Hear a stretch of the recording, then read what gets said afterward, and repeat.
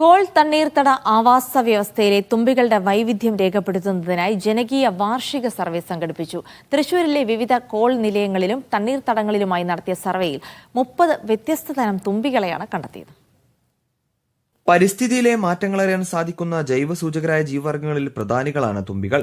നമ്മുടെ നാട്ടിൻപുറങ്ങളിൽ ധാരാളമായി കണ്ടിരുന്ന തുമ്പികൾ ഇന്ന് വിരളമാണ്.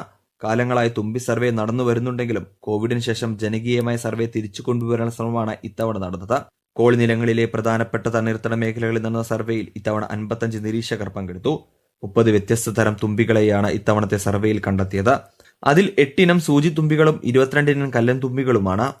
സർവേ നടന്ന മിക്ക പ്രദേശങ്ങളിലും എണ്ണത്തിൽ കൂടുതലുണ്ടായിരുന്നത് ചങ്ങാതി തുമ്പികളായിരുന്നു. നാട്ടുകടവ് തുമ്പിയും സിന്ദൂരത്തുമ്പിയും നാട്ടുപൂത്താലി തുമ്പിയുമെല്ലാം കണ്ണിന് കുളിർമയേകുന്ന കാഴ്ചകൾ തന്നെയായിരുന്നു. ദേശാടന കാലത്തെ വരവറിയിച്ചുകൊണ്ട് വർണ്ണക്കൊക്കുകളും പെലിക്കനുകളും ചട്ടുകക്കൊക്കന്മാരും കോൽപ്പാടത്ത് നിന്ന് കണ്ടെത്താനായി.